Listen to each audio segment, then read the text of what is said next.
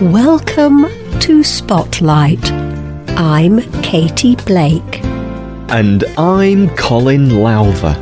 Spotlight uses a special English method of broadcasting. It is easier for people to understand no matter where in the world they live.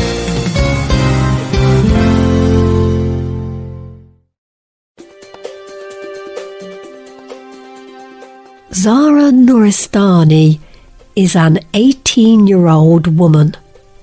She is wearing a traditional black headscarf to cover her hair. She is also wearing a blue coat and trousers.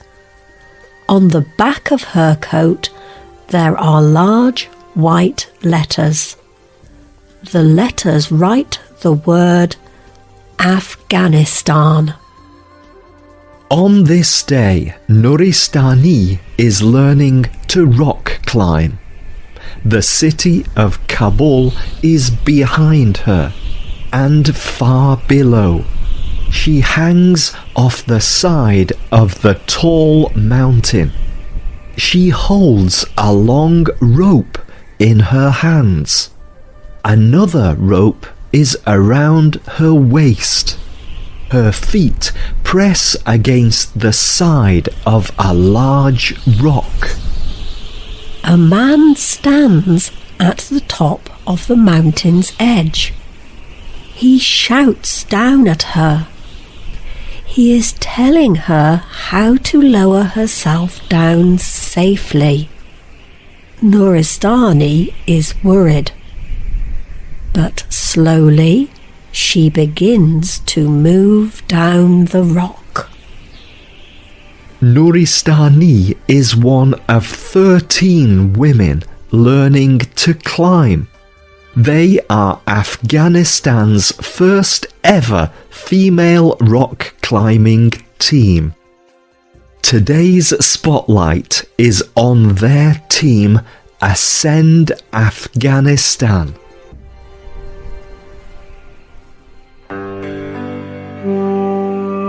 Nuristani's climbing team is part of an organisation called Ascend, Leadership Through Athletics. Marina Legree started Ascend in 2014. Legree is an aid worker from the United States, but she lived and worked in Afghanistan for many years. In 2008, Legree began working with an all-women's basketball team in Afghanistan. Before this, she did not know that Afghanistan had any women's sports teams.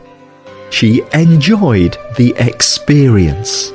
However, she also recognized a great need.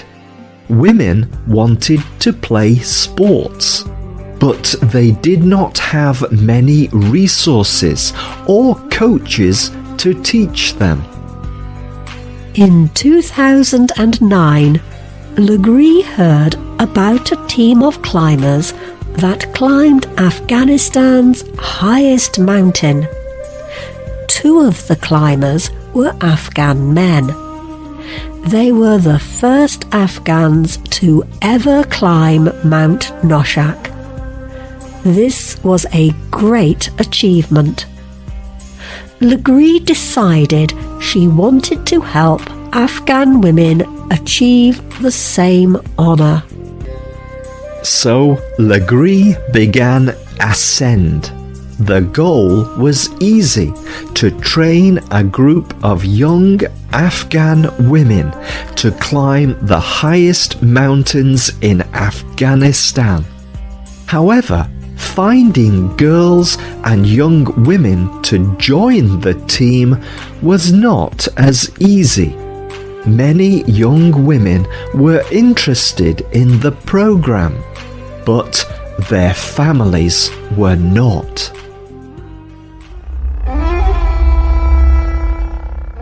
For many years, a political group called the Taliban ruled Afghanistan. Their laws restricted women in many ways. Women could not work, drive, or go to school, and they could not leave their homes without permission from a male family member. The Taliban lost power in 2001. Today, women have more freedom and more rights. However, Afghan culture is slower to change. There is still conflict in Afghanistan with the Taliban. The Taliban still has influence. This conflict continues to restrict women's rights in the country.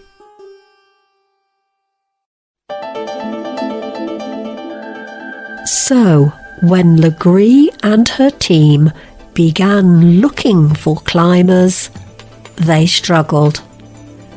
Many families supported their daughters' desire to mountain climb, but they worried about their daughters' safety. They worried about the Taliban. Legree and the Ascend workers took time to build trust with many of the girls' families. And by the autumn of 2014, they had gathered a team of 13 young women. Today, the climbers are between the ages of 16 and 22, and they are excited about climbing. Nargis Azarian is one of the older team members. She is also Ascend's program coordinator. She told National Public Radio why she loves climbing. She said, "Climbing feels amazing. It feels like you are just born and you have a chance to rule the world." But learning to mountain climb is not easy. The women have to run, climb, lift heavy weights, and train hard.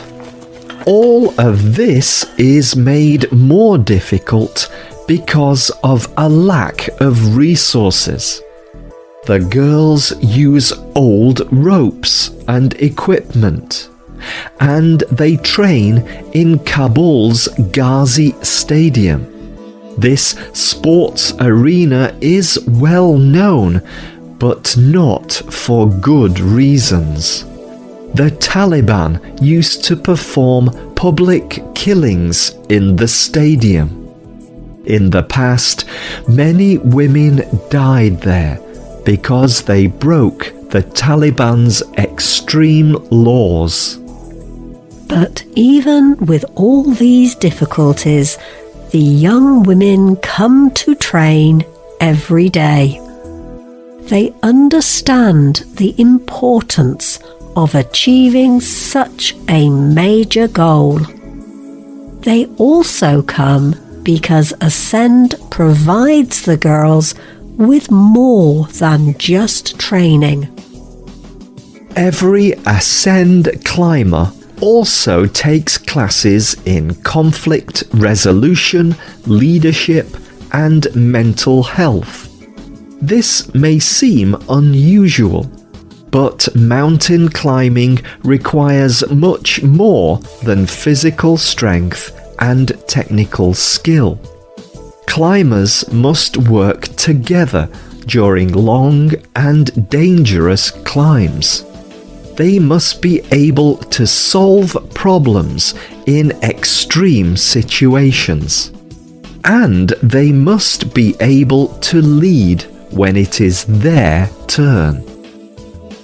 Ascend wants to help these young women become leaders on and off the mountain.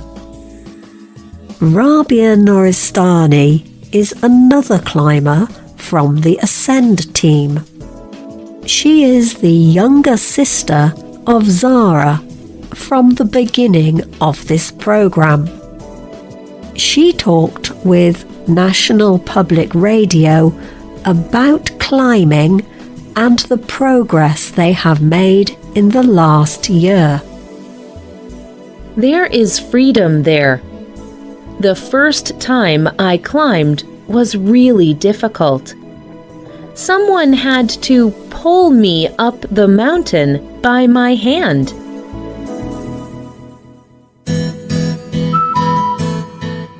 Like Rabia, all the young women have learned a lot. 1 year ago, many of them had never climbed a mountain. But on August 6, 2015, the women began their first major climbing trip. They had wanted to climb Afghanistan's highest mountain, but there was fighting near the base of the mountain that made it unsafe. So, instead, they climbed several mountains in northeast Afghanistan.